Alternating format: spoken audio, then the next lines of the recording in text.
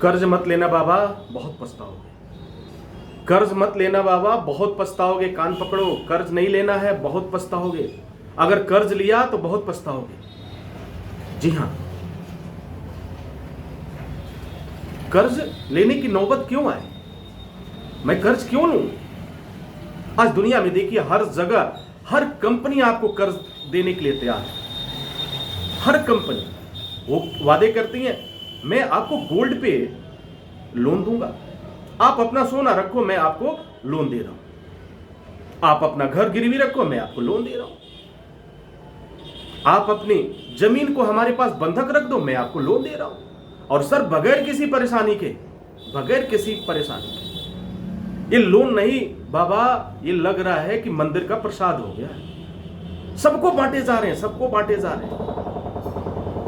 अरे वहां तो कम से कम क्या है, थोड़ी सी दक्षिणा अगर दिया हमने, या गए दिया तो सही, न दिया तो सही, फिर भी मुझे प्रसाद मिल जाता है। लेकिन यहां तो क्या है, आपके पूरे जिंदगी को बंधक रखा जाता है, आपके जीवन को बंधक रखा जाता है, आपकी मुस्कुराहट को बंधक रखा जाता है, आपकी खुशियों को बंधक रखा जाता है, और फिर लोन दिया जाता है।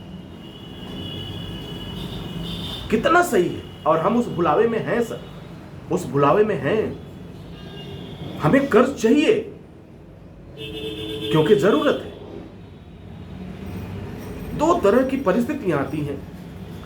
एक, कर्ज लेना किसी की जिंदगी को बचाने के लिए अगर आप कर्ज ले रहे हैं, समझ में आता है। कर्ज जीवन रक्षक हो सकता है, कर्ज किसी के भविष्य के लिए हो सकता है। लेकिन जरा एक बात सोचिए, अगर मैं कर्ज मैंने ले तो लिया, लेकिन हमारे पास आमदनी के कोई साधन नहीं है, हमारे पास कोई आय का साधन नहीं है, मैं कोई काम नहीं करता हूं, मेरे पास रुपए नहीं आते हैं, मेरा कोई बिजनेस नहीं है, मैं कोई भी नौकरी नहीं करता हूं।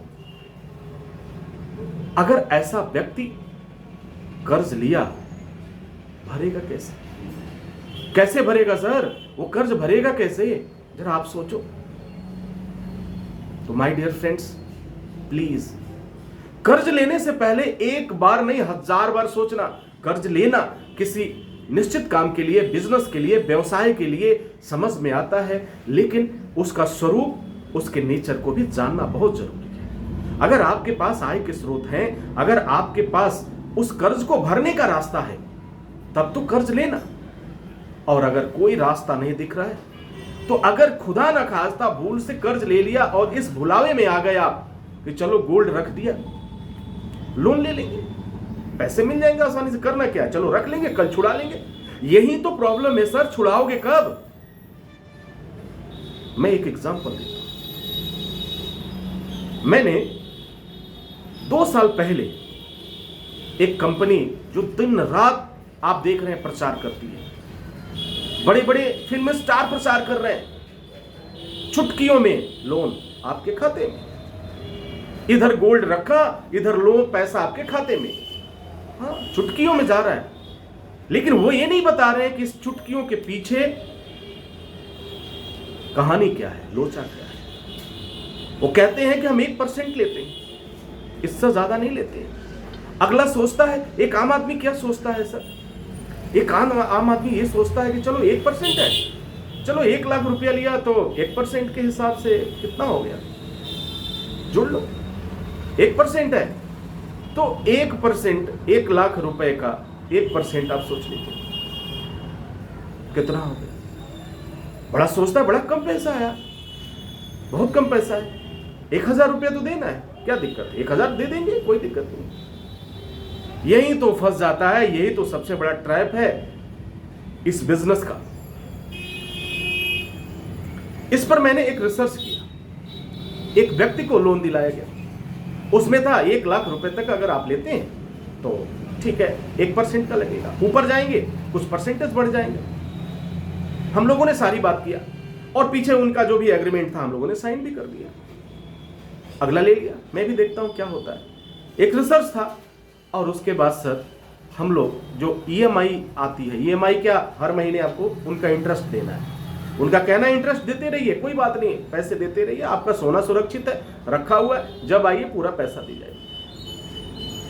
तो पहली ईएमआई जो है लैप्स कर दिया गया, नहीं दिया गया जानबूझकर, मुझे नहीं देना, अगले देखते हैं कि जैसे ही वो लैप्स करता है सर, वो 1% का ब्याज 1,000 रुपया हुआ, उस पर 4,500 रुपया और चढ़ गया, यानी 5,000 रुपया हो गया। 1 लाख रुपए का 5,000 ब्याज। अब नेक्स्ट मंथ 5,000 वो हो गया, नेक्स्ट मंथ का वो होगा 6,000 ब्याज। एक EMI आपने लैप्स किया, 6,000 रुपए का ब्याज आ गया।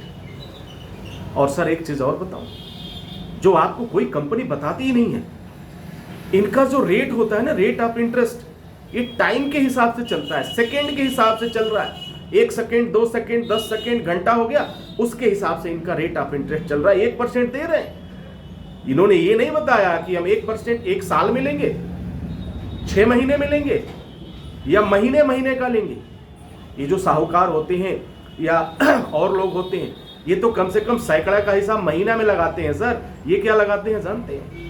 ये घंटे के हिसाब से लगाते हैं, सेकेंड के हिसाब से लगाते हैं। सर एक लैप्स किया गया, एक जो है उनका interest, rate of interest gold loan का लैप्स किया गया, 6,000 रुपये अगले महीने। अगला परेशान, हमने कहा चलो बात करते हैं। जब हम लोग गए तो उन्होंने कहा सर आपने एक टर्म्स कंडीशन नहीं पढ़ा, अगर एक बार जो आपका रेट ऑफ इंटरेस्ट है आपने नहीं जमा किया, अगर लैप्स कर दिया तो ये पैसे आपके ऊपर बढ़ जाएंगे, ये चार्ज हो जाएगा सर, ये फाइन हो गया। ओ यानी 1 महीने का तो सर 1,000 ही हुआ आपका। सोचो 1 महीने का तो 1,000 हुआ, अब 1,000 का भी हो गया, अब 1,01,000 रुपए का फिर ब्याज होगा।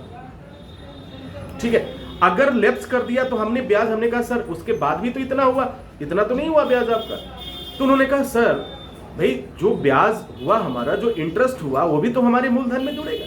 हमने कहा अच्छा, यानी 1,06,000 का अब आपको ब्याज देना है, और अगला EMI भी लैप्स हुआ तो सर तो फिर 6,000 और बढ़ जाएंगे सर। 1,12,000, 2 महीने के अंदर 1,12,000 रुपए आपके ऊपर हो गए सर। इसलिए मैं कह रहा हूं लोन मत लेना बाबा, और खासतौर से गोल्ड लोन तो बिल्कुल मत लेना, क्योंकि इस कहानी में तुम्हारा लोन गोल्ड चला जाएगा। मैंने फिर पता लगाया, मैंने उनसे पूछा कि सर आपके यहाँ कितने लोग हैं जो गोल्ड ये छुड़ा के ले जा पाते हैं?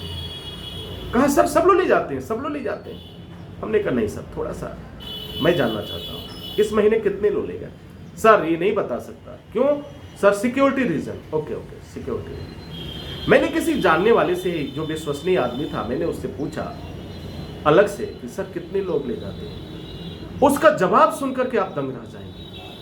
उसने कहा कि सर 2 से 3% ऐसे लोग हैं जो वापस ले जा पाते हैं, बाकी सबका गोल्ड या तो वहीं बिक जाता है, या तो इतना ब्याज हो जाता है, जब्त हो जाता है। यही कहानी है। जरा सोचो, 1 लाख रुपया हमने दिया और 4-5 महीने ब्याज नहीं दिया, 4-5 महीने ब्याज नहीं दिया, ब्याज का ब्याज, ब्याज का ब्याज, वो गुणक में जा रहा है सर, मल्टीप्लिकेशन हो रहा है, गुणा हो रहा है। इसलिए लोन लेने से पहले बार बार सोचो सर, बार बार सोचो। फिर दोबारा क्या किया गया, फटाफट जो है, चूंकि एक तरह का हम लोग का रिसर्च था, हम लोगों ने उसे जमा कर दिया। जमा करने के बाद मैंने सोचा यह बात मैं पूरी दुनिया को बताऊंगा, मैं अपने परिवार को बताऊंगा।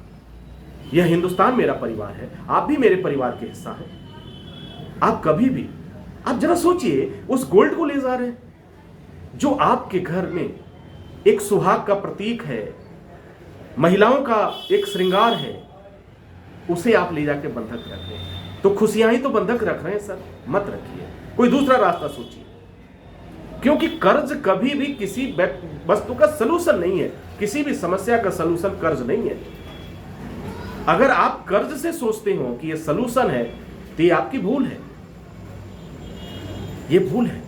हम दूसरा रास्ता अपनाएंगे, कोई और रास्ता तो होगा सर। जरा सोचिए कि अगर आपके पास कोई गोल्ड ही ना हो, आपके पास कुछ भी ना हो, तब आप क्या करेंगे सर? क्या करेंगे? कोई रास्ता तो निकालना होगा। तो क्यों ना हम उसी रास्ते को ढूंढें? अगर कुछ पड़ा हुआ है, वह आपका जो फेस्टिवल आता है, त्योहार आता है, तो हमारे घर में माताओं और बहनों का श्रृंगार होता है, उनकी खुशियां होती हैं, और उसे बंधक रखने का हक हमको नहीं होना चाहिए। हम क्यों रखें? क्यों रखें? बड़ा दुर्भाग्य का समय है कि हम उसे रखते हैं। हाँ, अगर कोई विशेष परिस्थिति हो तो समझ में आता है, लेकिन अगर विशेष परिस्थिति नहीं है चंद जरूरतों को पूरा करने के लिए अगर आप लोन लेना चाहते हैं तो आपसे हाथ जोड़ के निवेदन है कि सर मत लीजिएगा।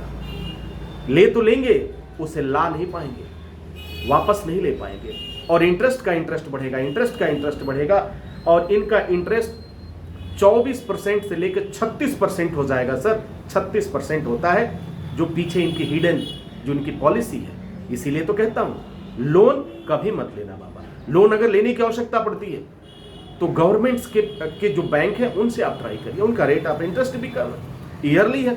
लेकिन वहां एक प्रॉब्लम है, उनके डॉक्यूमेंटेशन बहुत ज्यादा है, उनकी सिक्योरिटी, उनकी डॉक्यूमेंटेशन, और इससे इंसान परेशान हो जाता है। यार आसानी से काम करो, जहां आसानी से काम हो जाए हर आदमी वही जाना चाहता है सर। तो प्लीज दूसरा रास्ता सोचिए, लोन का रास्ता अच्छा नहीं है। आई होप, ये मैं इसलिए कह रहा हूं कि मुझे आपकी खुशियां पसंद है, आपके घर में कोई प्रॉब्लम ना हो वो पसंद है। प्रॉब्लम मत क्रिएट करिए सर। थोड़ी देर के लिए आपको लगेगा कि हाँ प्रॉब्लम मेरा हल हो गया, लेकिन हल नहीं हुआ सर, वो प्रॉब्लम और बढ़ गया आपका।